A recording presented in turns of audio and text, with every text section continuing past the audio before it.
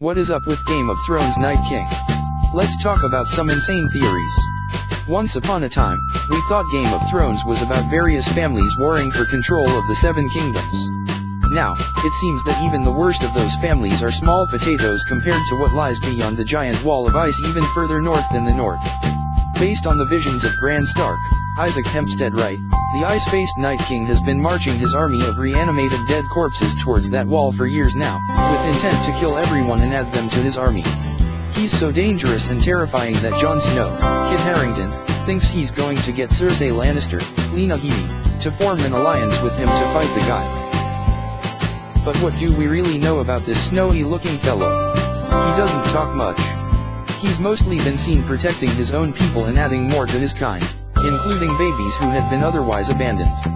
Sure, he took a dragon last week, but that dragon was helping to burn his army, and who wouldn't take the opportunity to acquire a dragon? And he's apparently been marching on Westeros for a couple of seasons now, but he hasn't actually done anything other than march. How do we know he's actually coming to wreak havoc on our favorite living characters? What if marching is just his thing and there isn't anything better to do out there in the snow? We're not saying he's good or not a danger to all of Westeros, but what if the Night King is only bad in the same way that everyone else is bad? He murders people, but only because those people are threatening him and his people?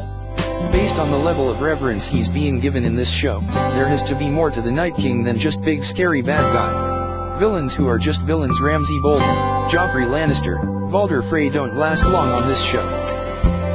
And if the Night King and his army really is the biggest thing to worry about at this point, we've got to have more of a reason to care about him, whether we're fearing him or just anticipating him doing anything other than standing there or throwing spears.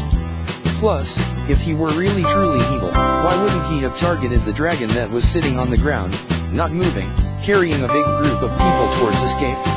His choice of Vice Ryan seemed very deliberate, and not just in a convenient plot kind of way. This is why we're kind of obsessed with a fan theory that's been making the rounds after this week's epic, but also kind of stupid, trip beyond the wall, where Jon Snow met up with the Night King's army of whites for the first time and discovered that they're really not that friendly when you encroach on their snowy territory. The idea is that the Night King is actually none other than Bran Stark himself. Nerdist has a full write-up of the entire theory, but the gist is that Bran has, or will have, attempted to go back in time using his many powers to prevent the rise of the White Walkers, and then got stuck as the man who eventually became the Night King. Everything the characters on this show have known so far about the Night King came from Bran, who has both the ability to see anything that has ever happened in the past, present, or future as a green seer, and to possess another living creature, including humans, which is rare, as a warg. We've seen the time loop in action when we learned Hodder's tragic backstory, and we've also seen that Bran can affect past through his visions, because Ned was able to hear him when Bran saw him at the Tower of Joy. In this theory, Bran would have tried to go back multiple times to affect the past. First, he tried to convince the Mad King Aerys to burn them all, them being the White Walkers, but Aerys thought the voices were telling him to burn his own people. Then, he tried to go back to the time when the White Walkers were created, but was too late, so instead he helped to build the wall to keep the White Walkers out. Finally, he made it to the creation of the White Walkers, which we saw in one of Bran's visions, when one of the children of the forest pressed a spear into a man's chest to turn him into the Night King.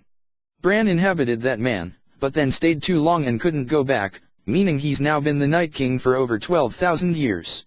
It's certainly not a perfect theory, but it does give us a whole new reason to potentially care about the Night King and what his motivations might be, especially whenever he comes up against family members like Jon Snow and doesn't kill them, or when he knows exactly which raven present-day Bran is warging into. Another theory that also makes a fair amount of sense is that the Night King is Voldemort and Bran is Harry Potter, in the sense that when the Night King marked Bran on his wrist last season, the Night King and Bran became linked. It's not totally clear what effects that mark has, but it may explain a lot of the connections between Bran and the Night King, and it definitely has some effect on magic. It broke the magic that was hiding the cave that Bran was in when he got the mark, and many people are speculating that it will break the magic of the wall, allowing the White Walkers through, but it could also be the thing that brings the Night King down. There are also theories that Bran will warg into the zombie dragon itself and face off against the Night King as a dragon, which would also be pretty awesome. In any case, Bran and his powers are most likely incredibly important to whatever happens next, making him the most important character with the smallest amount of screen time. Let's just hope Hodder's death, Hojan's death, and Bran's transformation into the all-knowing and kinda arrogant three-eyed raven will all be worth it in the end. Game of Thrones Season 7 finale airs this Sunday at 9 p.m. on HBO.